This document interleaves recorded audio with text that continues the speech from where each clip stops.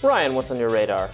Well, yesterday marked 28 years since the passing of Kurt Cobain, meaning he's now been gone for a year longer than he was with us. And the Philadelphia Inquirer marked it with a column by Abraham Gutman that opened me up to a side of Cobain's life I wasn't familiar with. And that was his halting experience with the opioid addiction treatment we now know as one of the most effective, if not the most effective, ways to treat a substance use disorder.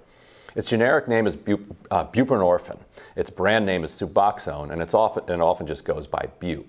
So I mentioned Bup in a radar recently that focused instead largely on psychedelic and entheogenic treatments, but I wanted to give Bup its due too. First though, believe it or not, the New York Times recently ran a massive story on the potential psilocybin has for treating drug addiction. And if you or anyone you know might need it, the article is very much worth reading. But back to Bup. So it's widely known that Kurt Cobain struggled with intense stomach pain, used opiates to treat it, developed a heroin addiction, and after multiple interventions and forced detoxes, he took his own life. Now, as Gutman writes, in the spring of 1992, Cobain learned that Courtney Love, his girlfriend, was pregnant and he wanted to get clean. He was in Australia and also cut off from his supply of heroin, meaning his stomach pain came roaring back. A doctor gave him methadone in Australia, and it was working. He said, quote, "We went to this doctor who gave me these tablets that were methadone. By the end of the tour, I had a habit again, and I had to go into detox again to straighten myself out again. That took a really long time, about a month, and that was it." Now, right here is where you can see the flaw in our approach to treatment. In the US, you're only in recovery, you're only, quote, clean, if you're totally abstinent from all drugs, including drugs prescribed by doctors for addiction like methadone and Bup. There's no logic to that beyond just plain Puritan morality. Somebody on methadone is a normal functioning member of society, yet Cobain was being told by our broader culture and by people around him that he, quote, had a habit. So he went into detox to get off methadone, which is insane, but which is where this treatment culture pushes people. Now, of course, he relapsed, and then in the fall of 1992, Cobain started treatment with a doctor named Robert Fremont, who treated celebrities. Now, it wasn't legal for opioid addiction at the time, but Fremont gave him buprenorphine. It worked.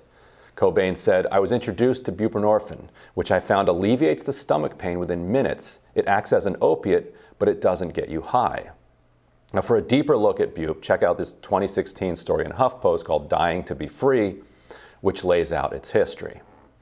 Now, after that story came out, a friend of mine from graduate school reached out. She'd had a heroin problem back when I'd known her and said that in the mid-2000s, she got prescribed Bup and it immediately took away her cravings. Over the years, she eventually tapered off of it, but some people keep using it indefinitely, and that's fine too. She told me that when she discovered it, she thought to herself, "Oh good, this should really basically solve our opioid addiction problem we have in the US." Except, of course, it hasn't. The treatment industry has fiercely resisted it. And besides the company that makes Suboxone, Big Pharma has no interest in giving people a way to get off the pills they're producing by the ton. Now, Fremont died in the summer of 1993, and by the fall or winter, with his supply of Bup running dry, Kurt Cobain relapsed. In March 1994, after an intervention, he went back into detox. He lasted just a couple days. Courtney Love, who led the intervention, recognized the entire approach had been wrong, saying at his eulogy, quote, "But I want you to know one thing," she said. "That 80s tough love bull, it doesn't work. It's not real. It doesn't work. We all should have let him have his numbness. We should have let him have the thing that made him feel better, that made his stomach feel better. We should have let him have it instead of trying to strip away his skin. You go home and you tell your parents, don't you ever try that tough love bull on me, because it doesn't effing work." That's what I think. And I don't think she even quite understood at the time that there was such a positive alternative. I mean, obviously she knew that he had been, surviving and doing fine, getting by on buprenorphine. But ironically, his doctor's children think he committed suicide because he was under all of this pressure from investigations because he was giving buprenorphine to these celebrities. And at the time, it was illegal. And it wasn't FDA approved for opioid treatment until 2002.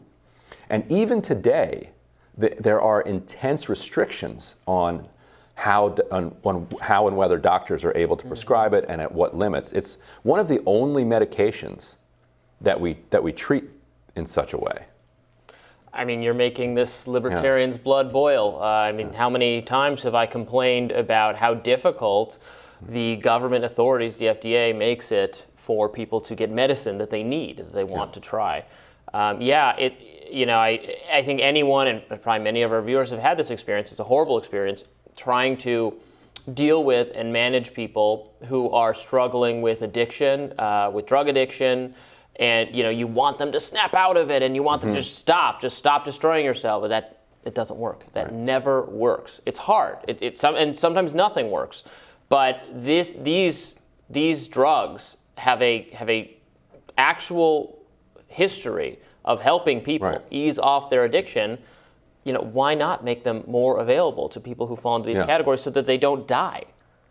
And what the Cobain story also does is it kind of flips on its head our understanding of some of the ways in which addiction works, and the story of my friend from grad school too, that we have this very stereotypical caricature idea of what a heroin addict is, but actually there are huge spectrums.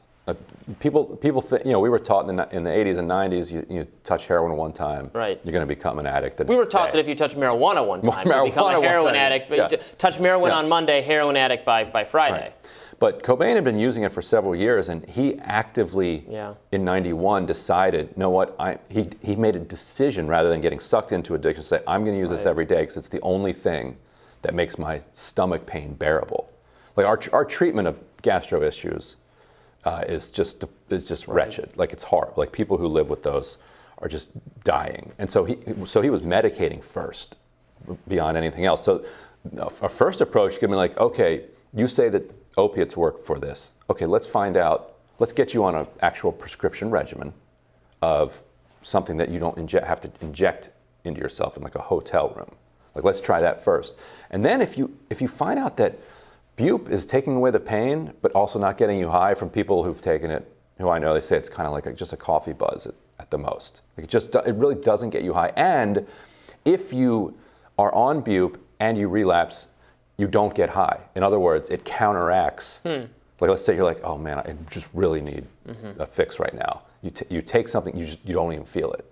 So it takes away the craving, because you're like, well, that was useless, didn't do anything to me, and it makes it almost impossible to overdose. I imagine fentanyl can overpower it. My research was before fentanyl really exploded, but a rational society would say that's the way to do it, and that's what Courtney Love was saying in his eulogy.